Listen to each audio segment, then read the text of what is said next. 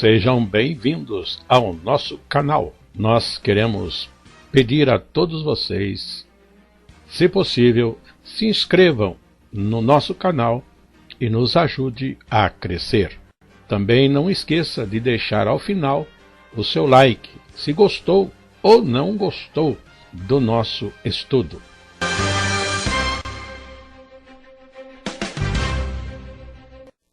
O programa a seguir é de inteira responsabilidade de seus idealizadores e apresentadores.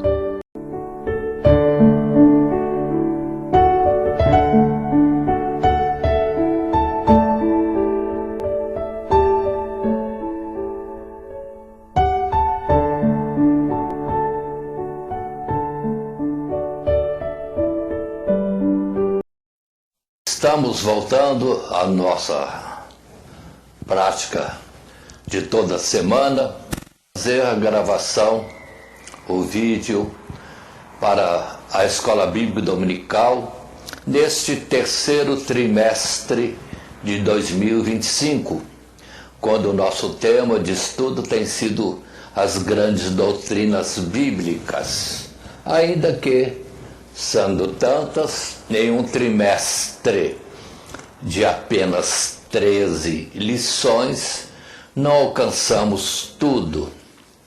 Mas estamos agora já no final do trimestre e a lição que temos presente é a de número 13, última lição, as Escrituras Sagradas.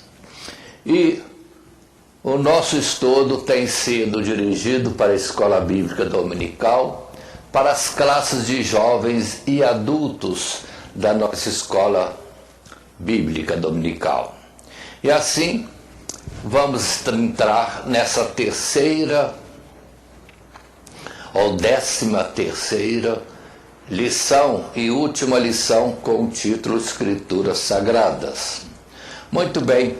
A leitura bíblica proposta está em 2 Timóteo, capítulo 3, verso 10 até o verso 17, que passo a ler, porque o conteúdo deste texto é, de certa forma, importantíssimo, base para o nosso estudo.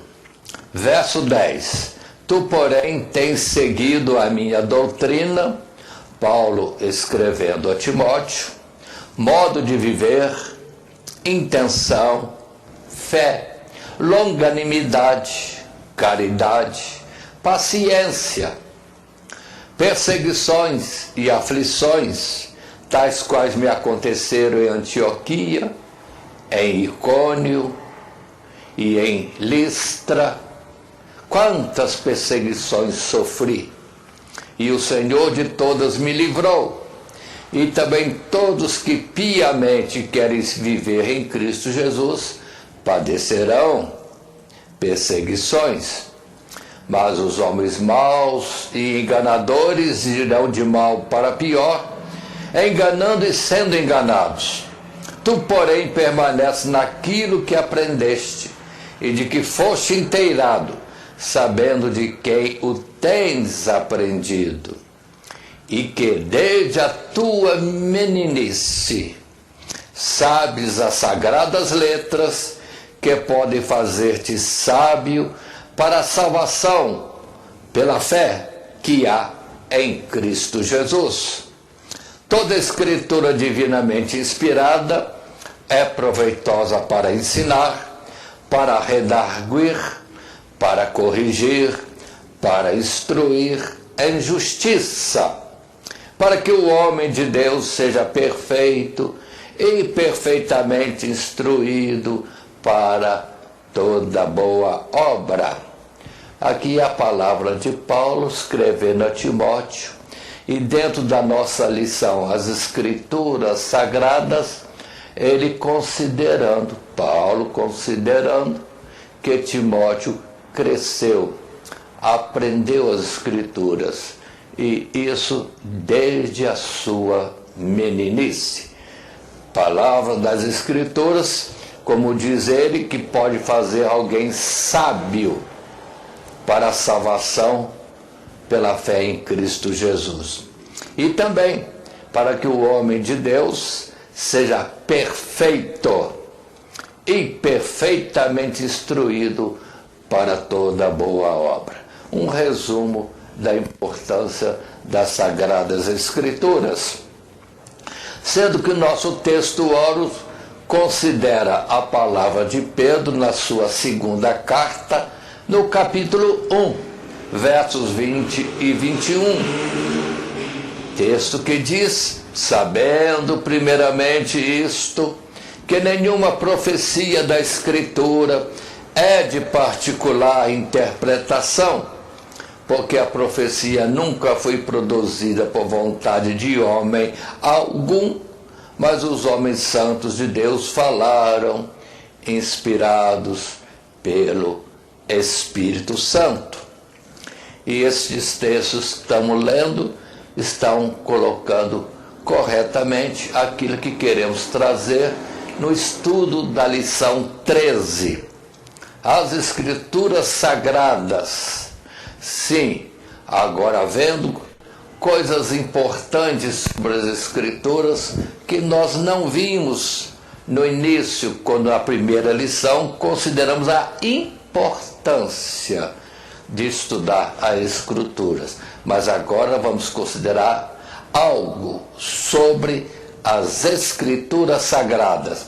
E o nosso esboço apresenta isso nos seus 3 subtítulos, onde o primeiro vai falar da autoridade das Escrituras.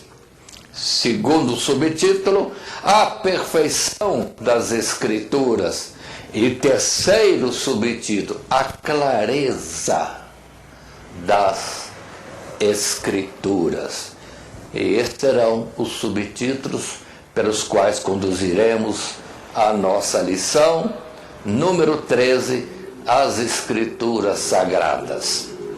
Abrindo a tela numa introdução, um texto nosso, do nosso escrito desta lição, o texto diz para nós assim: nesta última lição do trimestre, em que temos estudado as grandes doutrinas da Bíblia, as grandes doutrinas da Bíblia, ou algumas grandes doutrinas da Bíblia, propomos examinar algumas das verdades fundamentais que as Escrituras Sagradas revelam acerca de si mesmas, ou seja, aquilo que Deus nos diz a respeito da sua palavra escrita, a partir da consideração de características como a autoridade das Escrituras,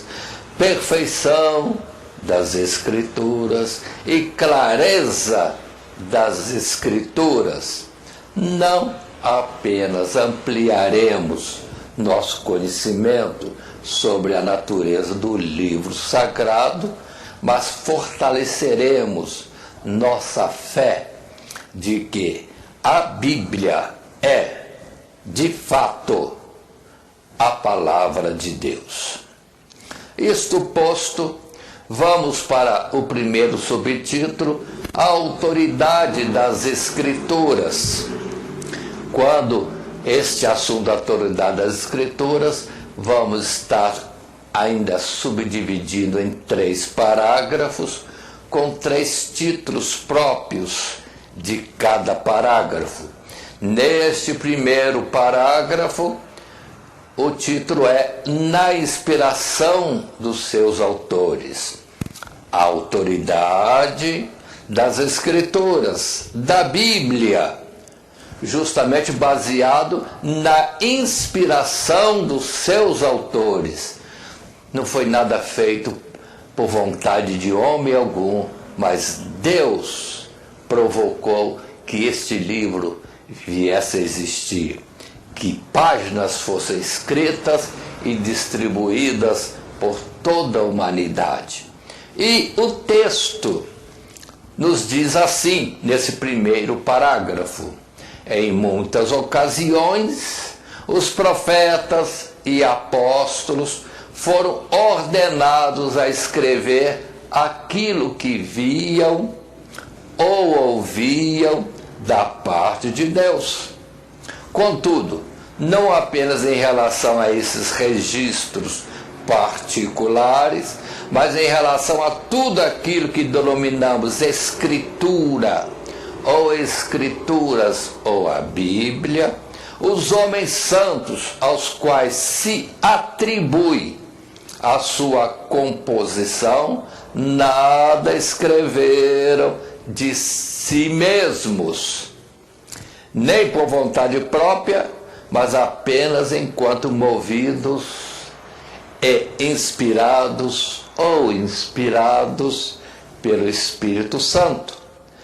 Ser a Escritura inspirada significa então que os profetas e apóstolos foram influenciados por Deus para escreverem literalmente aquilo que Ele queria, que Deus queria que eles escrevessem, como se o próprio Deus, por eles, tivesse falado e escrito, como se o próprio Deus, observa a importância, o próprio Deus por eles tivesse falado e escrito.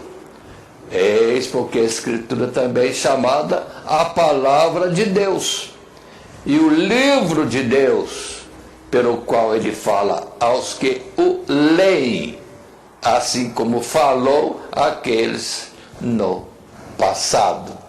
Aí está a autoridade das Escrituras, da Bíblia, por causa da inspiração dos autores. Deus mandou, Deus inspirou, Deus proporcionou situações para que isso acontecesse. E são milênios e milênios em que a Escritura passa de uma geração para outra geração. Assim, dentro desse parágrafo, na inspiração dos seus autores, lembremos de textos bíblicos que confirmam isso, começando em Êxodo capítulo 34, verso 27, quando vemos Deus falando a Moisés: disse mais o Senhor Deus a Moisés: escreve estas palavras, porque conforme o teor destas palavras tenho feito concerto contigo e com Israel. Mais do que claro, aí vemos Moisés tratando de escrever o que Deus mandava, fora aquilo que o próprio Deus também escreveu e que Moisés recebeu da mão de Deus, os 10 mandamentos. Já em Apocalipse capítulo 1, verso 11, verso 19, nós temos na palavra de Apocalipse Deus falando com João, verso 11, que dizia: o que vês, escreve no livro e envia às 7 igrejas que estão na Ásia, a Éfeso, a Esmirna, a Pérgamo e a Tiatira e a Sardes e a Filadélfia e a Laodiceia. Escreve as coisas que tens visto e as que são e as que depois destas hão de acontecer. Palavra clara. E essas 7 igrejas significa, pelo número 7, a plenitude das igrejas, enfim, na face da terra, como até hoje essas escrituras têm chegado a nós. Também bonita é a expressão do 2º livro de Samuel, no capítulo 23, palavras de Davi, quando ele diz: e estas são as últimas palavras de Davi.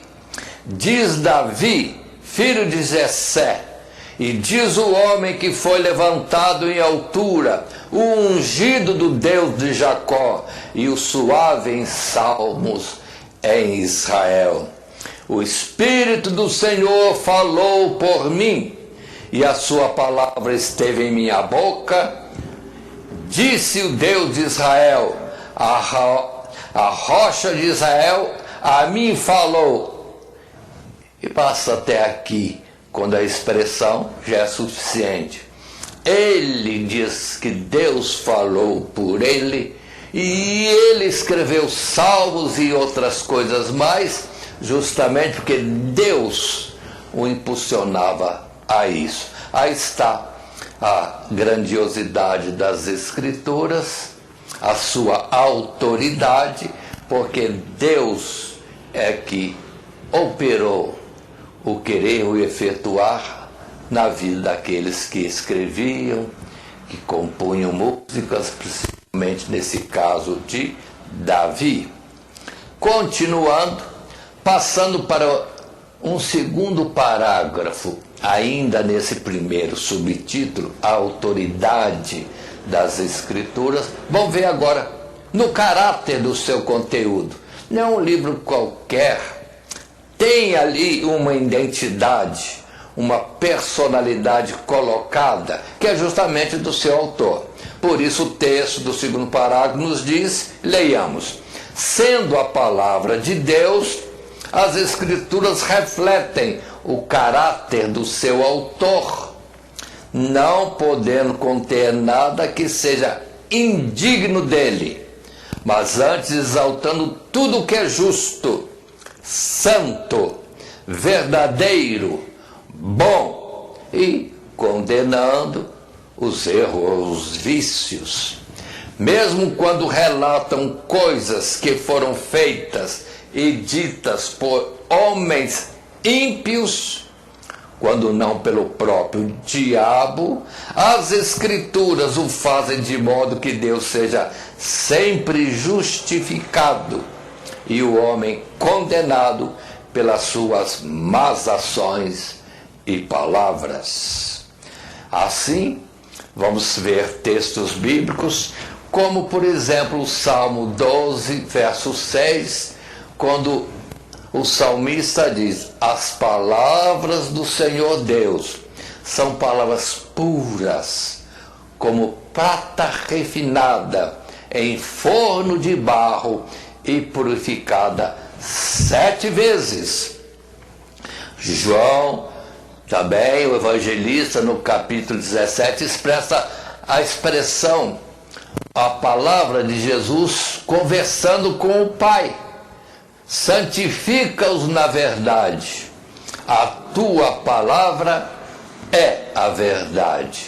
Aí está, expressões que falam do caráter do seu conteúdo, o conteúdo da Bíblia Sagrada, a palavra de Deus, falando de pureza, uma pureza trabalhada exaustivamente. Deus não fala precipitadamente, Deus já pensou, já provou e já se impurificou o que iria falar. E a sua palavra, sim, é muito pura e é verdade, como poderiam colocar mais coisas, como justiça e paz e tantas outras coisas, conforme a riqueza do nosso vocabulário. Mas continuando, em um terceiro parágrafo, ainda no primeiro subtítulo, a autoridade das Escrituras. Esse terceiro parágrafo tem o seu título, que é nas provas da sua origem divina. Ou seja, a autoridade da Bíblia, da Sagrada Escritura, está no fato de Deus ter escrito, o que já temos falado de alguma forma, mas continuamos a insistir. E nesse terceiro parágrafo o texto nos diz: sendo as Escrituras a palavra de Deus, elas apresentam evidências claras da sua origem divina. Consideremos, por exemplo, como elas revelam coisas que de outro modo seriam inconcebíveis pela mente humana, como o mistério da encarnação, do Filho de Deus, Jesus fazendo carne e habitando entre nós, ou da reconciliação dos homens com Deus através da cruz de Cristo, a expiação, a remissão em Cristo Jesus, ou ainda da ressurreição dos mortos, a grande esperança daqueles que confiam e esperam em Deus. Outra evidência, diz o texto, outra evidência notável, encontramos no cumprimento das suas profecias, especialmente aquelas que dizem respeito à vinda de Cristo, de modo semelhante à harmonia dos diversos assuntos de que tratam em torno de um propósito principal, a salvação dos homens em Cristo, é evidência de uma mente transcendente às limitações dos seus autores humanos. Poderíamos ainda citar outras evidências, mas o argumento decisivo, capaz de remover toda dúvida quanto à origem e autoridade divina da Bíblia, é aquele que somente o Espírito Santo pode produzir no coração do homem, pela fé, sem a qual é impossível receber a palavra de Deus como tal. Ou seja, a autoridade das Escrituras nas provas da origem divina. É Deus falando ao homem. Deus escreveu ao homem através dos seus instrumentos, os profetas, os apóstolos e outros mais. Aí está. Mas prova da divindade de Deus nas Escrituras é uma experiência muito particular daquele que tem fé em Cristo Jesus, por aquilo que as Escrituras operam nele e os convence e os traz a um nível espiritual grandiosíssimo, para termos tantos mártires no passado, tantos homens cheios de poder, falando com autoridade, repreendendo homens, reis e nações, e anunciando o que iria acontecer nos séculos seguintes, milênios seguintes, até o fim de todos os tempos. Portanto, aí está. Nós temos um pouco desses textos, e sempre costumo falar aos professores que vão utilizar esse material para terem cuidado, no particular, de que é muita riqueza em textos bíblicos para argumentar o nosso assunto. Nós colocamos uns poucos e não podemos falar muito, como o professor também não vai poder falar de muitos textos, porque geralmente o horário dado para ministração da aula é relativamente curto ou é simplesmente limitado. E assim, a glória e grande esperança do cristianismo é a palavra que está em 1 Coríntios capítulo 15, no verso 51, Paulo falando de um grande mistério. Qual o grande mistério? Aí está, verso 51 e seguintes: eis que vos digo um mistério. Na verdade, nem todos dormiremos, mas todos seremos transformados no momento, no abrir e fechar de olhos, ante a última trombeta, porque a trombeta soará e os mortos ressuscitarão incorruptíveis, e nós seremos transformados, porque convém que isto que é corruptível se revista da incorruptibilidade, e isso que é mortal se revista da imortalidade. E quando isto que é corruptível se revestir da incorruptibilidade, e isso que é mortal se revestir da imortalidade, então cumpre-se a palavra que está escrita, tragada foi a morte na vitória. Aí está Paulo trazendo detalhes a respeito da ressurreição do último dia, da vinda de Cristo, do arrebatamento da igreja, complementando palavras de Isaías, palavras de Daniel, palavras outras que poderíamos talvez achar em bom número dentro das Sagradas Escrituras. Muito bem, continuando, as Escrituras Sagradas, sim, a sua autoridade na origem divina, tem Lucas capítulo 24, verso 25, quando temos Jesus mesmo dizendo, e até mesmo repreendendo os discípulos, nas palavras que ele disse, verso 25, e segue-se, e ele lhes disse, honestos e tardos de coração, para crer tudo o que os profetas disseram.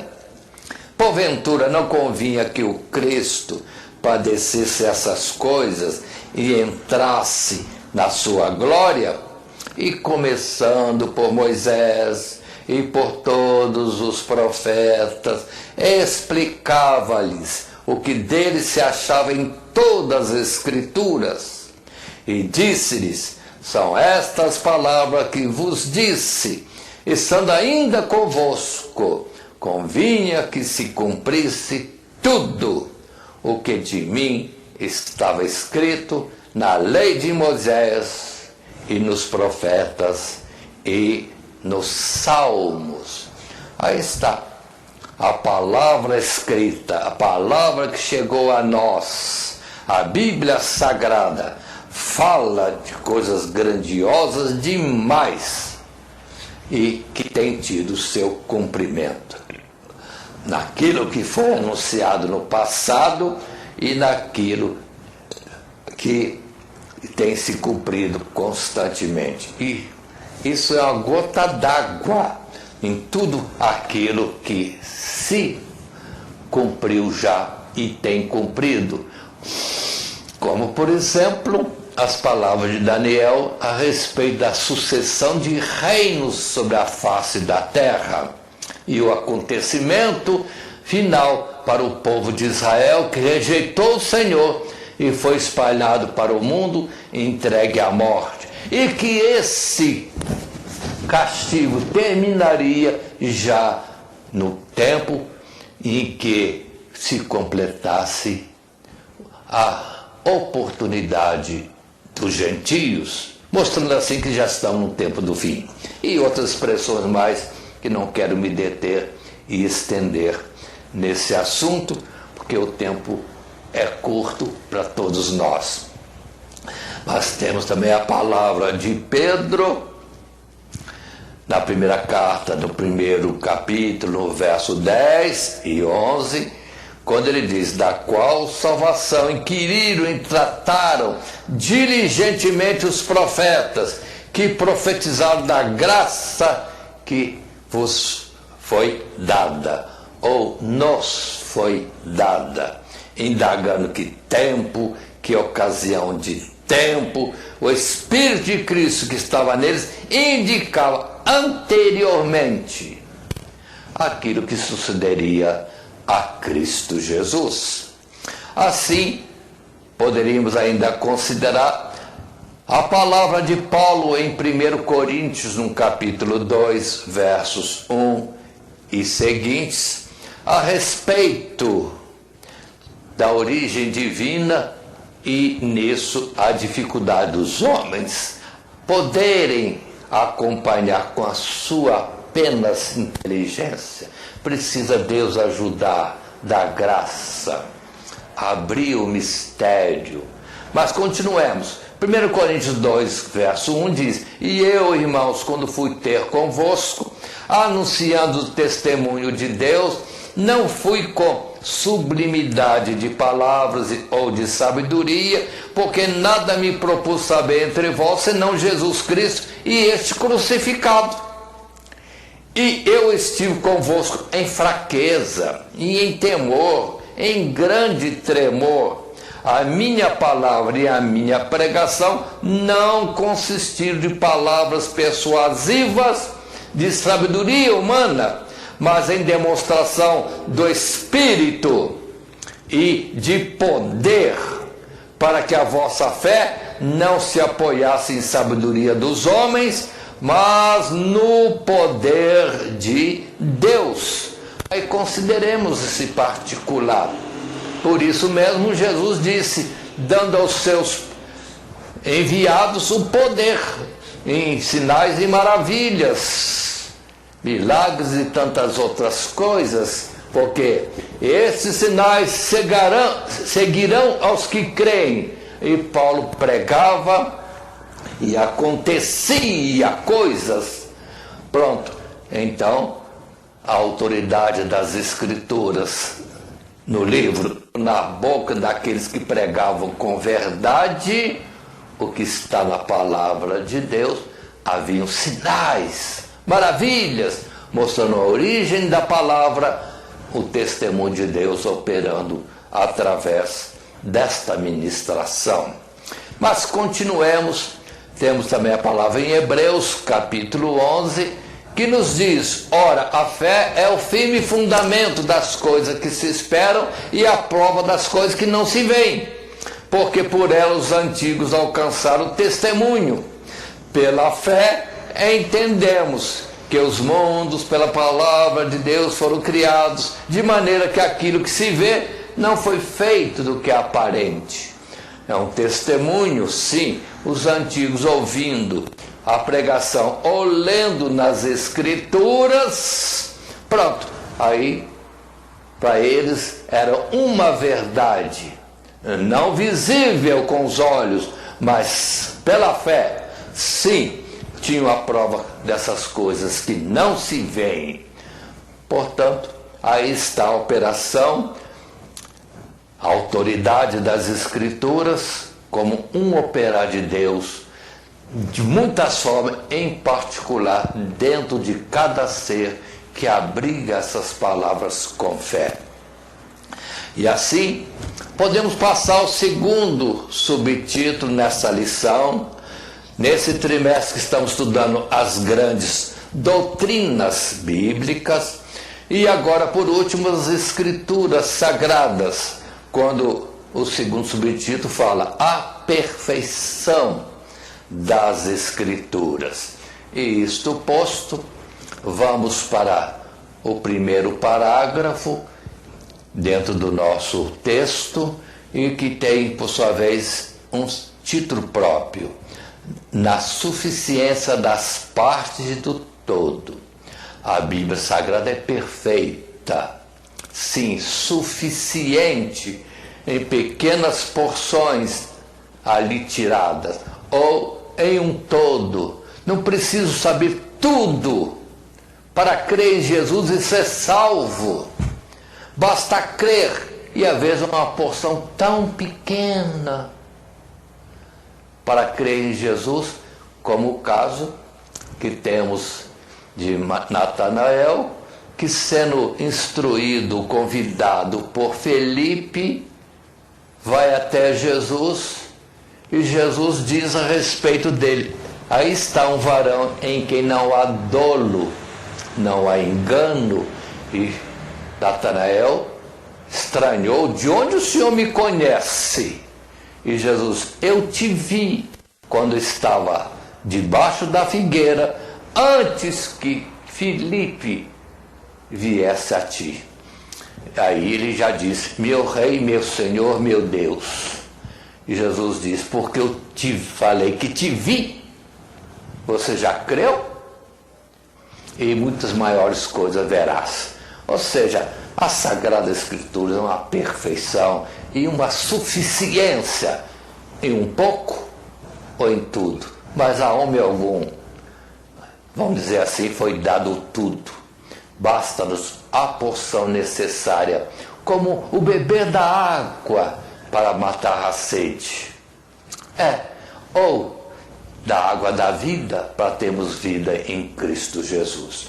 E o texto em si, no primeiro parágrafo, nos diz: embora as Escrituras não contenham um relato completo de tudo aquilo que Deus fez e disse ao longo dos tempos, nelas encontramos todas as coisas necessárias para a salvação.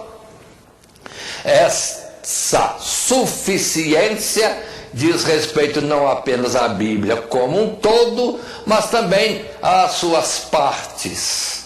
A lei e os profetas comunicaram a verdade e a vontade de Deus ao povo da antiga aliança, de modo tão suficiente para salvá-los, como o fazem os evangelhos. Agora, por exemplo, ou a Bíblia completa. Houve de fato um progresso na revelação divina, mas não quanto à sua essência e propósito. Na revelação, vamos dizer assim, no propósito, e sim quanto à maior compreensão e poder com que este propósito se realiza. E assim, se os antigos foram salvos pela esperança no Cristo que viria, quanto mais nós, que além do testemunho de Moisés e dos profetas, temos a palavra do próprio Cristo e daqueles que anunciam o Cristo que já veio. Observem a suficiência, em parte, no novo ou no antigo concerto, nas figuras, sim, dos rituais e tudo mais.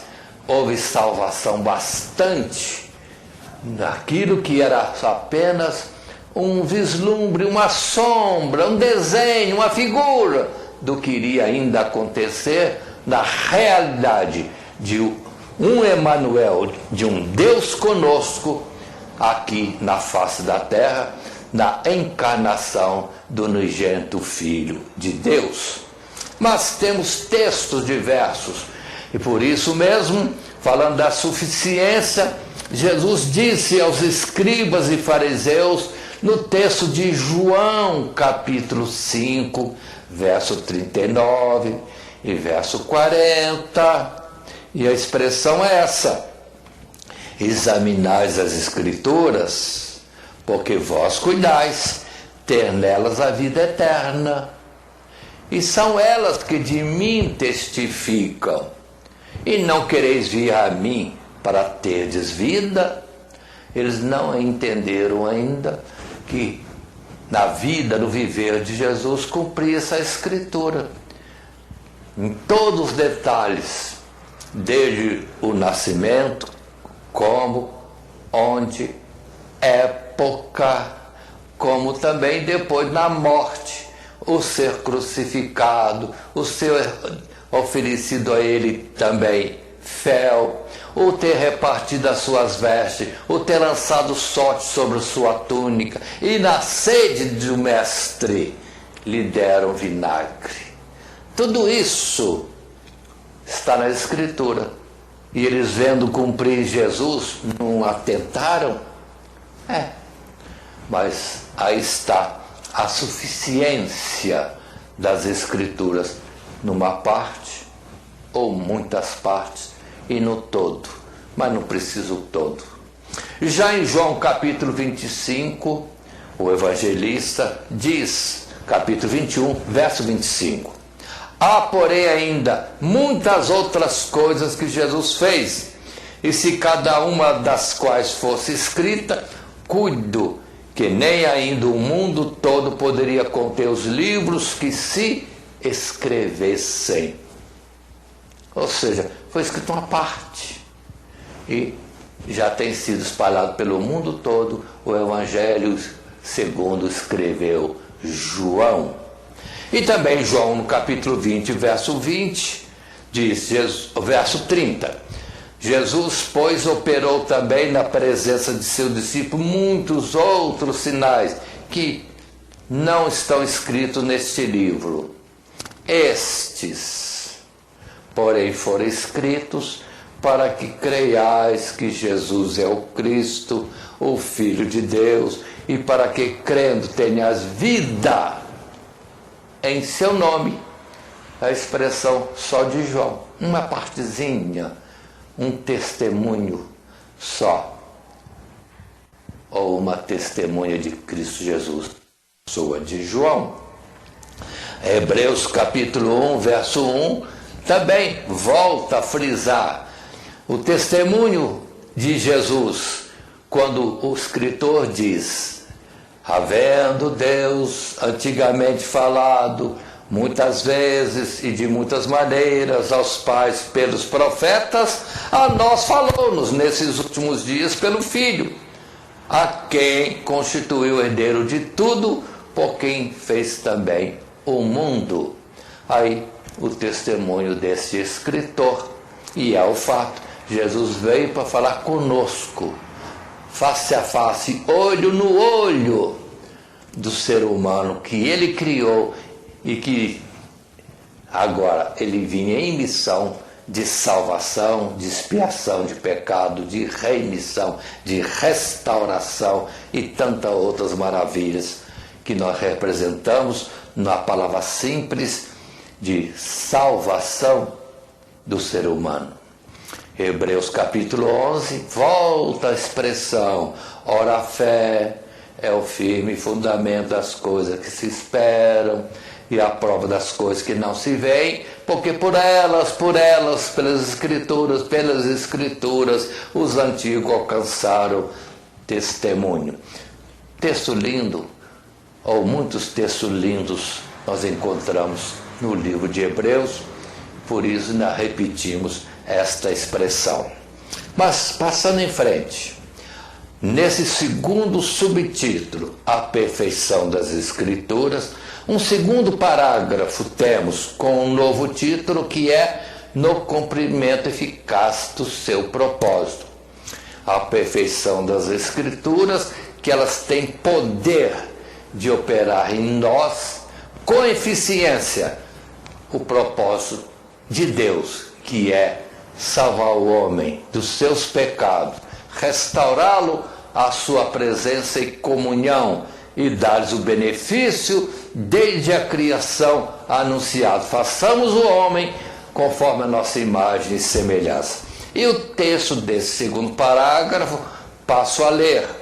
No texto da leitura bíblica, em Timóteo, 2 Timóteo, capítulo 3, o apóstolo afirma a suficiência das Escrituras para a salvação, tanto no aspecto da fé, sábio, para a salvação, segundo Timóteo, no capítulo 3, o verso 15, como da prática, perfeitamente instruído para toda boa obra, é a expressão do verso 17, desse nosso texto de leitura bíblica inicial.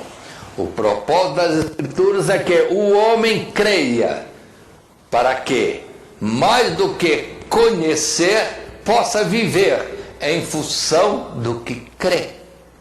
E para isso, elas não são suficientes apenas porque comunicam ao nosso entendimento essa doutrina da piedade, mas também porque através delas Deus infunde em nosso coração, em todo o nosso ser, enfim, a fé, esperança, amor, alegria, consolações e toda sorte de bênçãos que acompanham a salvação. Aí está a perfeição das Escrituras. Agora, sim, no cumprimento eficaz do seu propósito. Para de homem, pó, criado para essa vida terrena, ser transformado em um filho de Deus, recebendo a natureza divina, e Deus dirigir-se a nós como filhos, e nós com toda a paz, serenidade, verdade e amor e gratidão poder dirigir a Deus como Pai. Que propósito maravilhoso que tem se cumprido em nós por crermos nas Sagradas Escrituras. E os textos são vários outras vezes. Colocamos uns como proposta, Romanos capítulo 12, o verso 1, quando Paulo orienta aos romanos nesse texto que diz: rogo-vos, pois, irmãos, pela compaixão de Deus, que apresenteis o vosso corpo em sacrifício vivo, santo e agradável a Deus, que é o vosso culto racional. E não vos conformeis com este mundo, mas transformai-vos pela renovação do vosso entendimento, para que experimenteis qual seja a boa, agradável e perfeita vontade de Deus. Ou seja, as Escrituras, sim, têm conseguido ser eficaz no propósito da nossa transformação, da nossa mudança de vida, para sermos a imagem daquele que nos criou. Também a expressão de João capítulo 15, no verso 3, vós já estáis limpos pela palavra que vos tenho falado. Aí vem, por exemplo, um modelo dos mandamentos. Quando se diz, faça isso, faça aquilo ou aquilo outro, nesse processo já temos uma orientação de Deus para fazermos o que é reto, do que é digno, daquilo que é nobre, daquilo que é virtuoso, daquilo que é para bem, daquilo que é puro. Ou seja, a nossa vida já alcança pureza. Aqui diz, já somos limpos. E quando vem a proibição, não faça, não faça, não faça, nós estamos sendo orientados a não errar, a não pecar, a não transgredirmos. E a nossa vida vai caminhando por um caminho de justiça, de paz e de verdade. As Escrituras têm sido eficazes neste propósito. Muitos olham os mandamentos como um rigor. Pode, não pode? Não. Deus nos orientando como um bom pai, aconselhando aquilo que não serve para nós e que é mal para nós, e aquilo que deve se fazer que é bom para nós. Deus não vai ganhar nada, nem tem a sua glória aumentada por alguém ser fiel ou deixar de ser fiel. Deus é extremamente grande e sublime, isento, não necessitando de coisa alguma nossa. Toda a sua palavra é para o nosso bem. Ele não é aumentado nem diminuído por coisa alguma que proceda de nós. E por último, Jeremias capítulo 15, o verso 16, Jeremias dá um testemunho de tantos sofrimentos que Jeremias passou, pelo que escreveu depois Lamentações, e se fala muito de Jeremias como aquele que chorava as tristezas que via acontecer sobre o seu povo, Israel. Mas ele tem um testemunho particular que dizia no verso 16, achando-se as tuas palavras, logo as comi, e a tua palavra foi para mim o gozo e alegria. E vai o seu testemunho desses versos, desse verso 16 que apresentamos. Continuando, vamos ainda nesse segundo subtítulo dessa lição 13, as Escrituras Sagradas, o terceiro parágrafo com o seu título, na imutabilidade das suas palavras. A palavra de Deus não muda, está colocado e não pode ser alterada, é mais poderosa do que se possa imaginar, perfeita e cheia de autoridade, mais do que as expressões dos medos e persas, que diziam, lei dos medos e persas não se altera, não se revoga. E a de Deus, Se de uma nação que nem mais existe, eles diziam isso, tinham esse cuidado, quanto mais as palavras de Deus. Assim lemos o texto que está nesse terceiro parágrafo. Assim como o seu autor, o próprio Deus, as escrituras sagradas são imutáveis, o que significa, primeiro, que elas não podem falhar, nem ser anuladas ou deixar de existir, mas até ao fim falarão ao povo de Deus e se cumprirão em todos os sentidos e propósitos pelos quais foram escritas.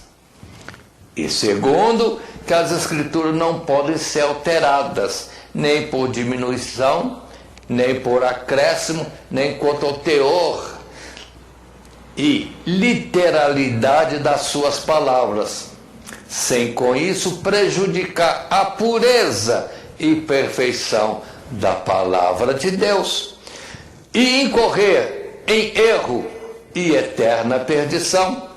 Violam esta proibição aqueles que procuram suplementar as escrituras com tradições humanas ou supostas revelações de espíritos ou anjos. Quanta coisa que não pode ser alterada, e muitos pensam que pode ser. E, perdoe, eu vou dar um exemplo atual.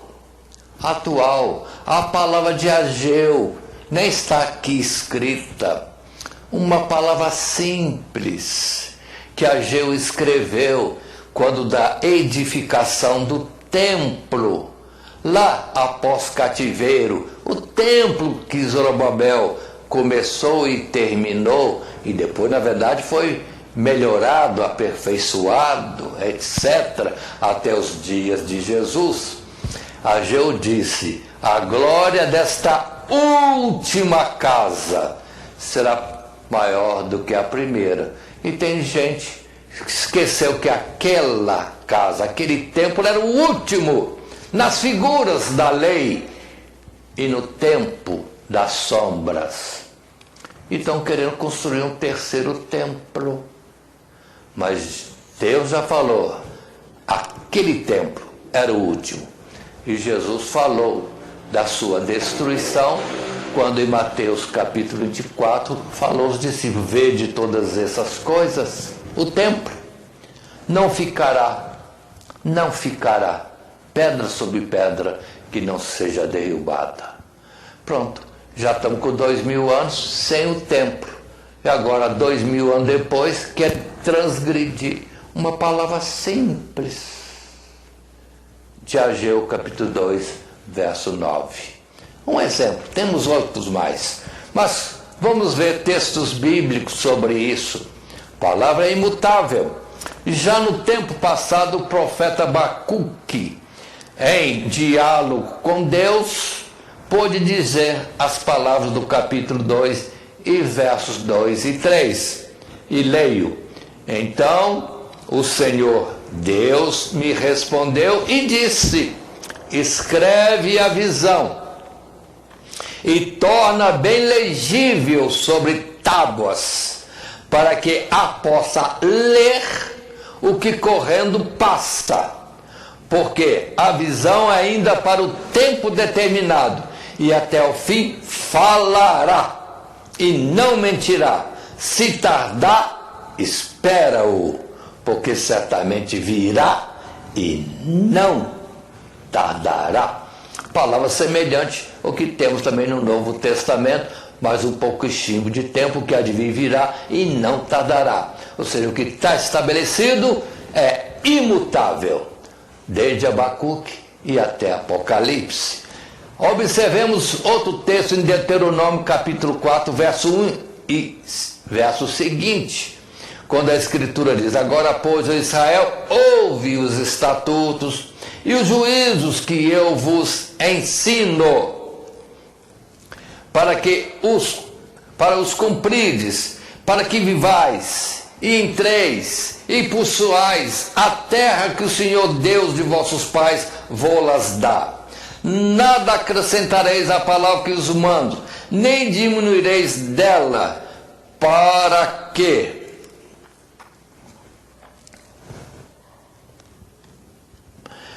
guardeis os mandamentos do Senhor vosso Deus.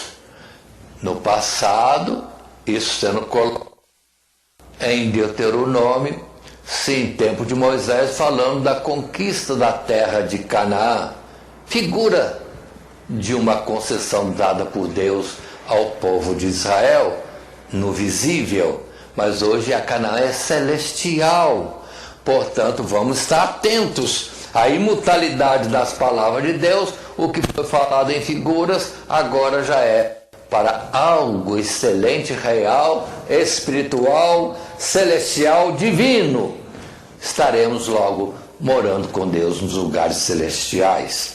Passando ainda à frente, já em Mateus, no capítulo 5, verso 17, Jesus disse: não cuideis que vim destruir a lei ou os profetas, não vim abrogar, mas cumprir, porque em verdade vos digo que até que o céu e a terra passem, nem um jota ou um tio se omitirá da lei, sem que tudo seja cumprido. Palavra forte de Jesus falando sobre isso. Ele não veio mudar, não veio alterar coisa alguma, ele veio dar cumprimento àquilo que já vinha sendo escrito e realizado, primeiro num antigo concerto com o povo de Israel, descendência de Abraão, mas tudo aquilo projetando para o que se estenderia, atingindo toda a humanidade. Já em Apocalipse 22, verso 18 e 19, nós temos também a colocação bíblica. Porque eu testifico a todo aquele que ouvir as palavras da profecia deste livro, que se alguém lhes acrescentar alguma coisa, Deus fará vir sobre ele as pragas que estão escritas nestes livros. E se alguém tirar qualquer palavra do livro dessa profecia, Deus tirará a sua parte da árvore da vida e da cidade santa. Aí estão as expressões de Deus para nós, falando que não pode aumentar nem diminuir, e no caso se tirar, vai tirar de nós a nossa participação na cidade santa, conforme está escrita neste livro, a Bíblia Sagrada. Mas vamos em frente, temos ainda outro texto que podemos estar colocando. Quando temos em Marcos capítulo 7, a partir do verso 7, Deus repreendendo os escribas e fariseus naquilo que erravam também em alterar as escrituras. E o texto, Marcos capítulo 7, vai dos versos 7 até o verso 13. E está escrito assim, Jesus dizendo: em vão, porém me honram, ensinando doutrinas que são mandamentos de homens, porque deixando o mandamento de Deus, retendes a tradição dos homens, como lavar dos jarros e dos copos, e fazeis muitas outras coisas semelhantes a estas. E dizia-lhes: bem validais o mandamento de Deus, para guardardes a vossa tradição. Porque Moisés disse: honra a teu pai e a tua mãe, e quem maldisser ou o pai ou a mãe deve ser punido com a morte. Porém vós dizeis: se um homem disser ao pai ou à mãe, aquilo que poderias aproveitar de mim é corban, ou seja, é consagrado a Deus, isso é, oferta ao Senhor, nada mais lhe deixais fazer por seu pai ou por sua mãe, invalidando assim a palavra de Deus pela vossa tradição que vós ordenaste, e muitas outras coisas semelhantes faziam os escribas e fariseus.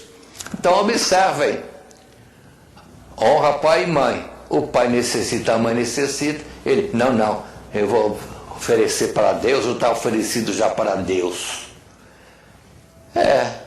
Um é mandamento e o outro é propósito do coração dele. O mandamento de que manda honrar pai e mãe, ele não quer obedecer pela sua ideia de oferecer o sacrifício a Deus. Deus não quer sacrifício, nem holocaustos, mas Deus quer que se lhe obedeça a sua palavra. Aí vamos lembrar daquele exemplozinho do sacerdote que, vendo os homens de Davi famintos, teve a ousadia de entrar lá no santuário, pegar o pão consagrado a Deus para dar a Davi e seus homens. E Jesus aprovou isso. Jesus deu testemunho: misericórdia quero e não sacrifício.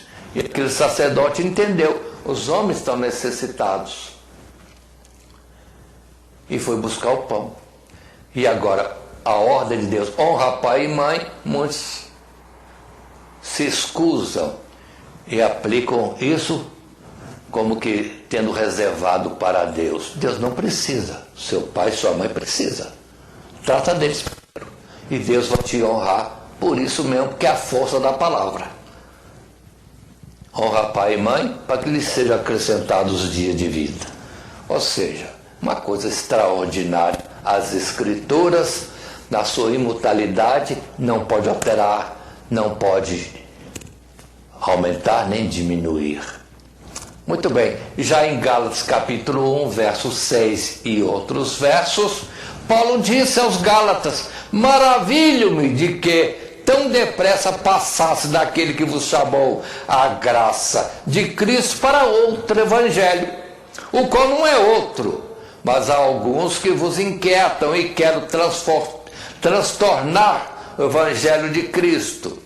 Verso 8: mas ainda que nós mesmos, ou um anjo do céu, vos anuncie outro evangelho além do que já vos tenho anunciado, seja anátema, maldito. Assim, diz o verso 9, como já vô-lo dissemos, agora de novo também vô-lo digo: se alguém vos anunciar outro evangelho além do que já recebeste, seja amaldiçoado. Não vou fazer comentário apontando casos. Considere você quanta coisa está sendo dita por aí a título de religiosidade cristã, que não procede da Sagrada Escritura, mas de um espírito, de um anjo, de outra pessoa, mas não está no texto sagrado, que Paulo ousadamente diz: se alguém acrescentar alguma outra coisa ou diminuir, qualquer que seja a origem, maldito é.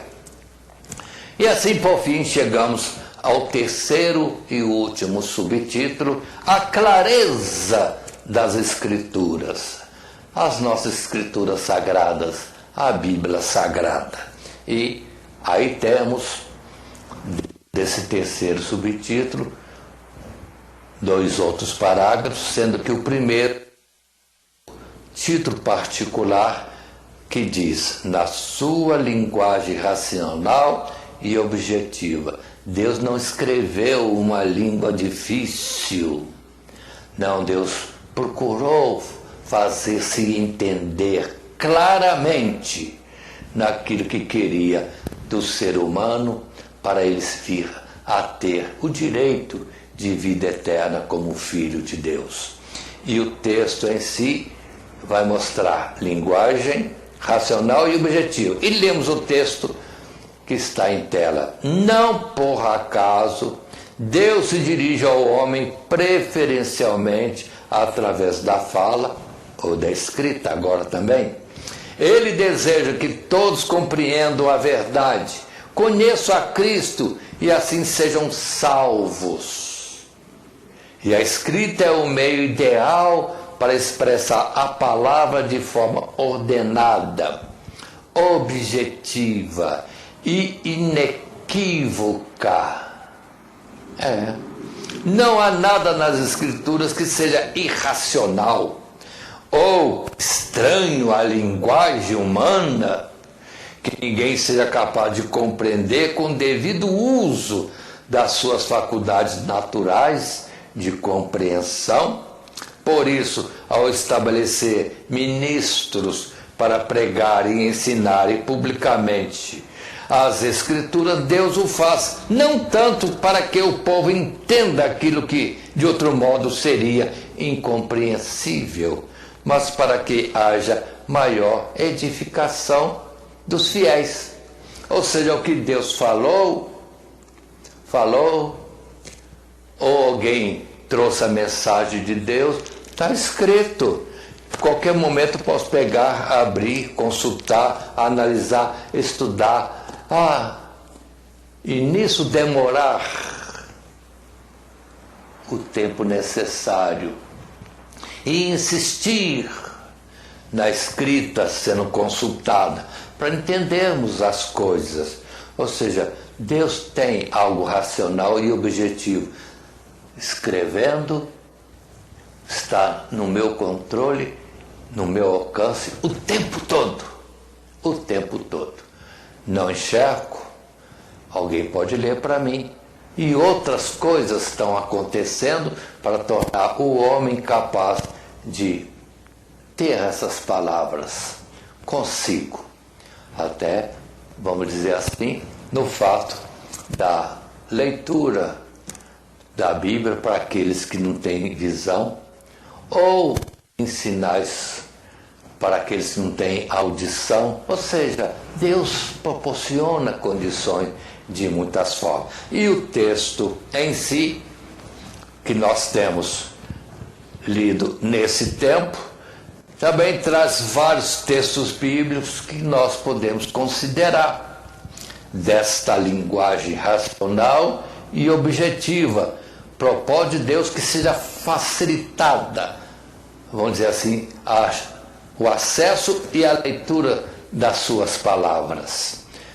Deuteronômio capítulo 30, o verso 10, diz para nós: quando deres ouvidos à voz do Senhor teu Deus, guardando os seus mandamentos e os seus estatutos, escritos neste livro da lei, quando te converteres ao Senhor teu Deus, com todo o teu coração e com toda a tua alma, porque esse mandamento que hoje te ordeno te não é encoberto, e tampouco está longe de ti.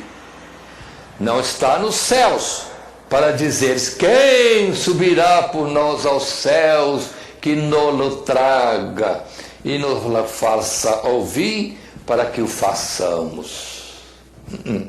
Nem tampouco está da além do mar, para dizer: quem passará por nós da além do mar, para que nos traga e nos faça ouvir, para que o façamos.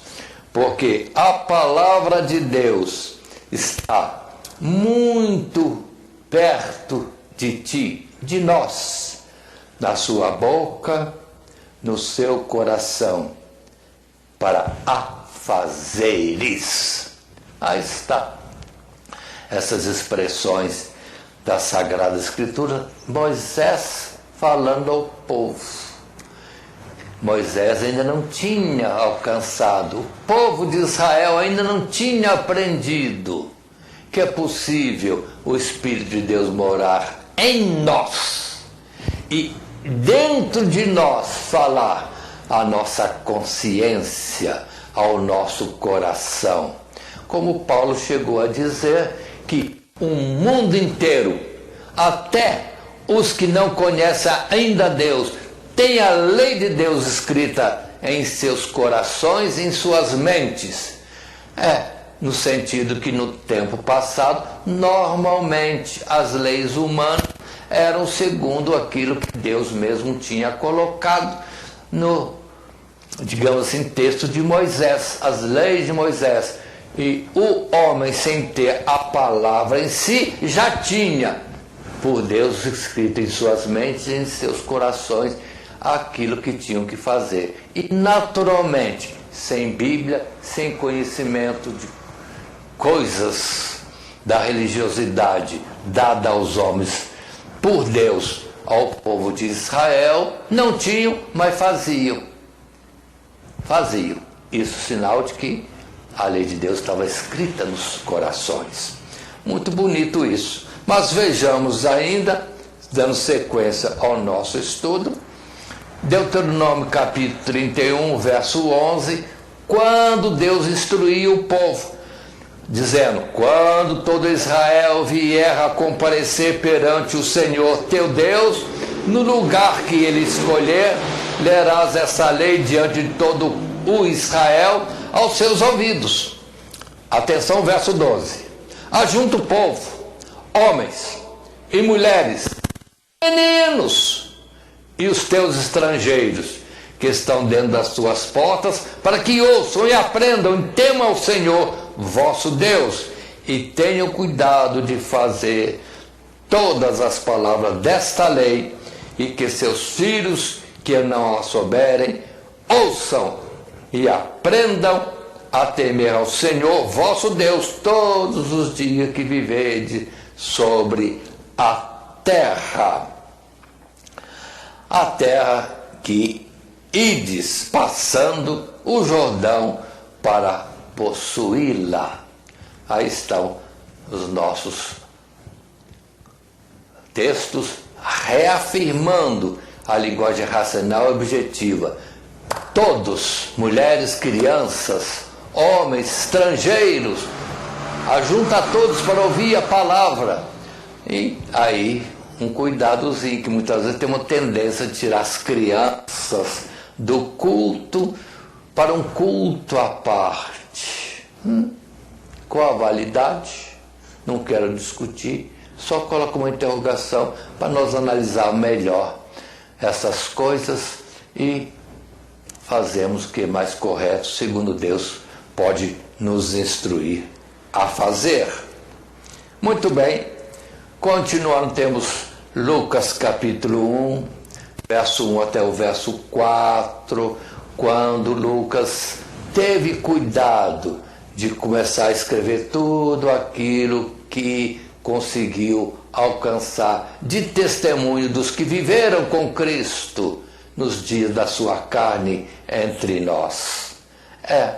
Qual o objetivo? Leio. Tendo, pois, muitos empreendido por em ordem a narração dos fatos que entre nós se cumpriram, segundo nos transmitiram os mesmos que os presenciaram desde o princípio e foram ministros da palavra, pareceu bem a mim, a ti, ó excelentíssimo Teófilo, por sua ordem, havendo-me já informado minuciosamente de tudo desde o princípio, para que conheças a certeza das coisas de que já estás informado.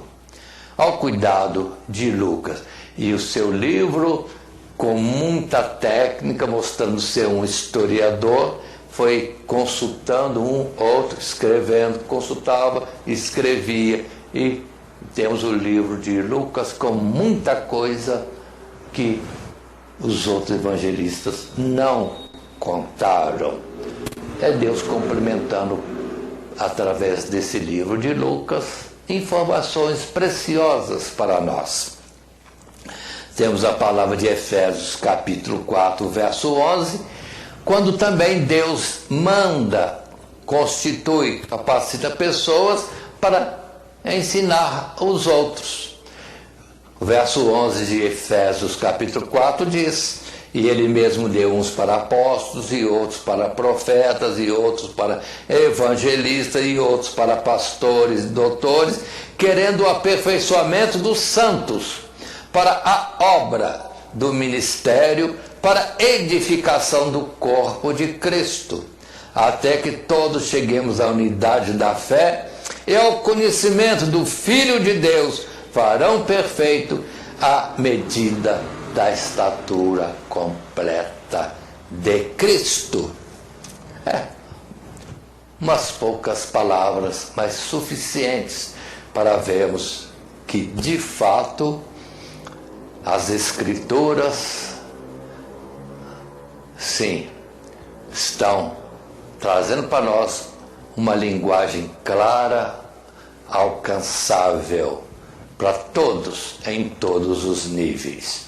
Mas vejamos ainda, continuando, nesse subtítulo 3, a clareza das Escrituras, no segundo parágrafo, cujo título é Na sua linguagem espiritual.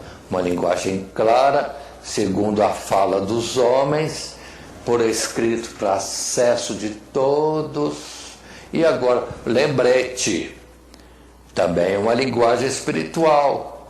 Deus não está falando a mente do homem carnal, está falando principalmente algo transcendental nele, algo para o que é chamado em nível espiritual ou celestial ou divino. Assim, esse segundo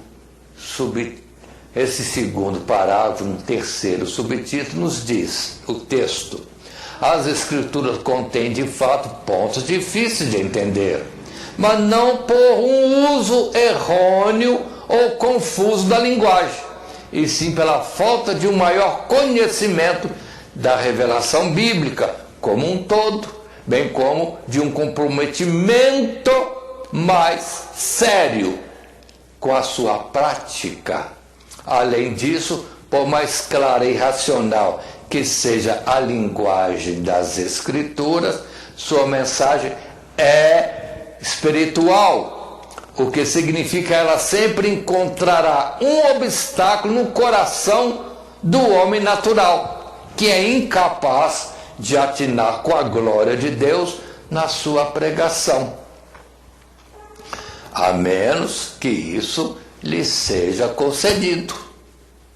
Assim Deus humilha os sábios e entendidos deste mundo, por desprezar e exalta aqueles que creem, para os quais as Escrituras tornem-se uma palavra muito firme e uma luz que cresce mais e mais em um caminho seguro e reto, do qual jamais extraviarão. Aí está a linguagem espiritual. Muito bem, e nesse assunto nós temos vários textos bíblicos para nós estarmos argumentando, como em 2 Pedro, no capítulo 3, a partir do verso 15. A expressão de Pedro: e tende por salvação a longanimidade de nosso Senhor, como também o nosso amado irmão Paulo vos escreveu, segundo a sabedoria que lhe foi dada, falando disto como em todas as suas epístolas, cartas, entre as quais há pontos difíceis de entender, que os indoutos e inconstantes torcem, e igualmente as outras Escrituras, para a sua própria perdição. Vós, portanto, amados, sabendo isso de antemão, guardai-vos de que pelo engano dos homens abomináveis sejais juntamente arrebatados e descaiais da vossa firmeza. Antes crescei na graça e conhecimento de nosso Senhor e Salvador Jesus Cristo.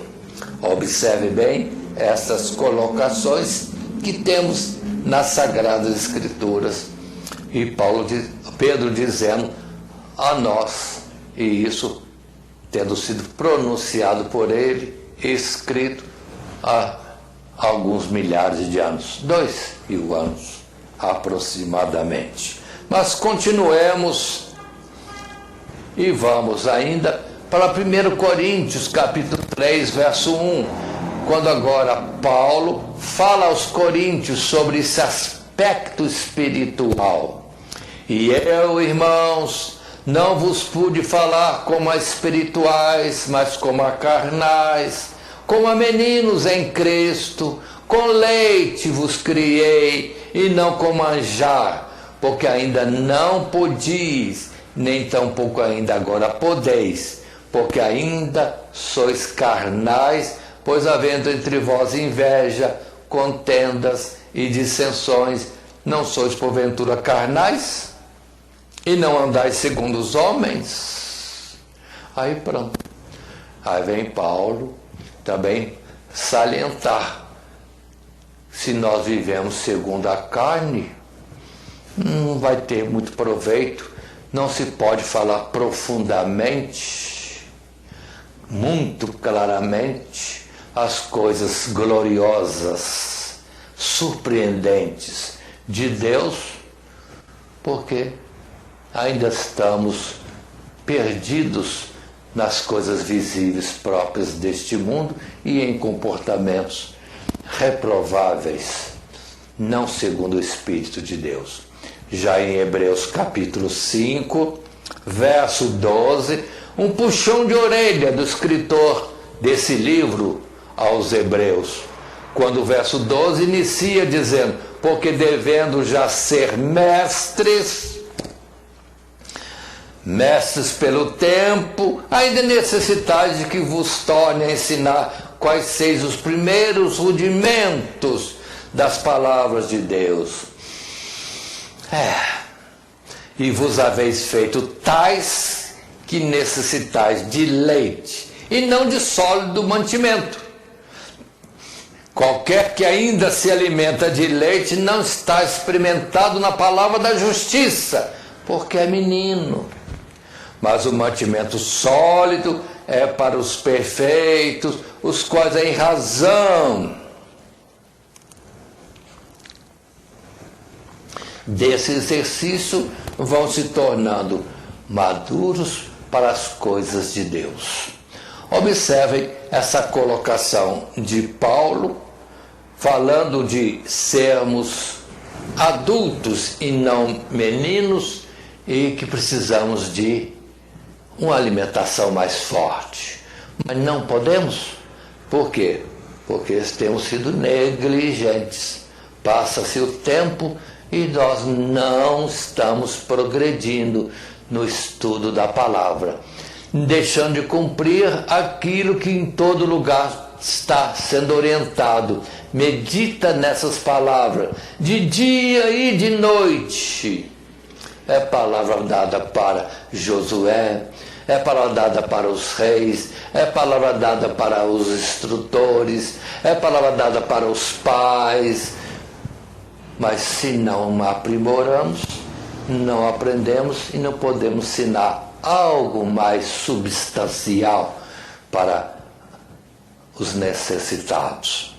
Mas continuando ainda, vamos para 1 Coríntios capítulo 2, verso 14, quando Paulo insiste: ora, o homem natural não compreende as coisas do Espírito de Deus, porque lhe parece loucura, e não pode entendê-las, porque elas se discernem espiritualmente. Mas o que é espiritual discerne bem tudo, e ele de ninguém é discernido, porque quem conheceu a mente do Senhor, para que possa instruí-lo?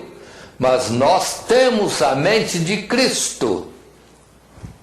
Nós temos a mente de Cristo. E ainda na carta segunda de Paulo, no capítulo 4, Coríntios capítulo 4, o verso 3, mas saindo o nosso evangelho está encoberto para os que se perdem, está encoberto, nos quais o Deus deste século cegou os entendimentos dos incrédulos, para que não lhes resplandeça a luz do evangelho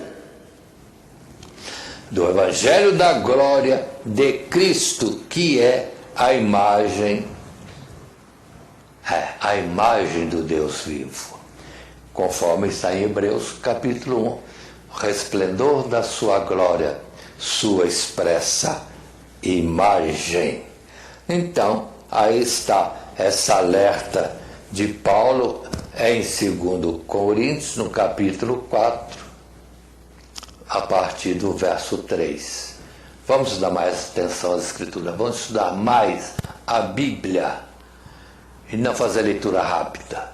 Estudar, meditar, insistir em procurar entender, comparando textos com texto, conforme a orientação da hermenêutica. Muito bem, continuando lembrando de Mateus capítulo 11, no verso 25, quando Jesus diz, naquele tempo, respondendo Jesus diz, graças te dou, ó Pai, Senhor do céu e da terra, que ocultaste essas coisas aos sábios e instruídos e as revelaste aos pequeninos. Aí está também uma orientação para nós entendermos o sentido espiritual, sendo humildes. E naquilo que nós não entendemos, não vamos imaginar.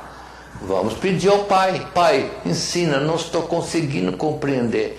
A humildade e a oração de súplica, como disse Tiago, para buscar de Deus sabedoria e que dá sem lançar ao rosto. Então, vamos nos deter nisso para aprendermos melhor essas coisas e não ser como soberbo e que lê e coloca o seu próprio entendimento, esquecendo. Deus está dizendo num sentido, e é o sentido que eu entendi, e fica aí a observação.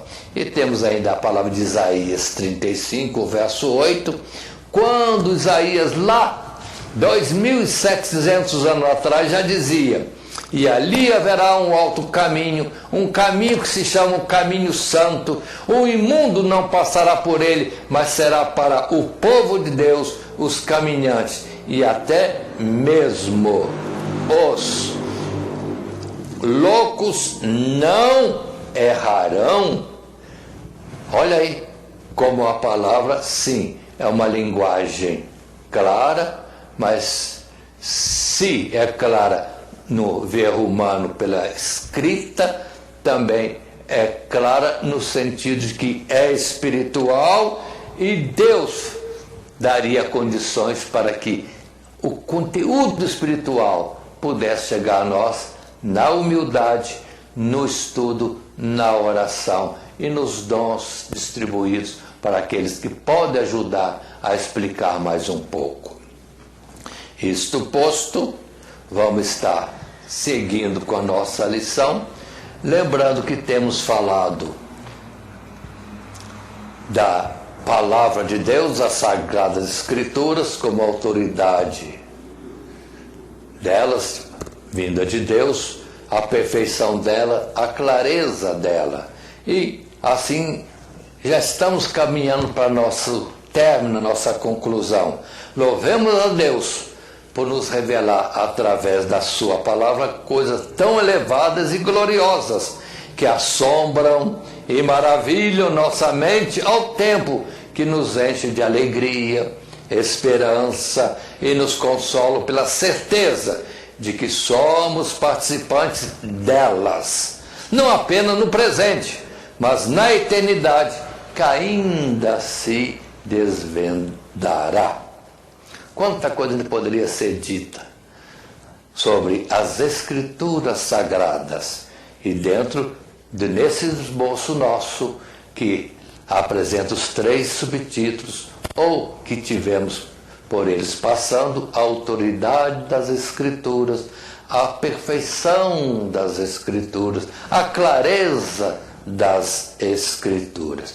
E para nós, voltamos a considerar o texto áureo, sabendo primeiramente isto, que nenhuma profecia da Escritura é de particular interpretação, porque a profecia nunca foi produzida por vontade de homem algum, mas os homens santos de Deus falaram, inspirados pelo Espírito Santo. 2 Pedro capítulo 1, versos 20 e 21.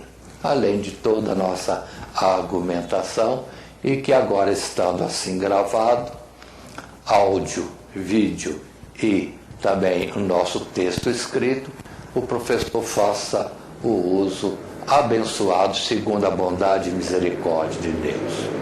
Que Deus nos abençoe, Jesus. Amém. Primeiramente, quero agradecer a todos que sintonizam o nosso canal. Canal voltado principalmente à transmissão, à divulgação da Palavra de Deus.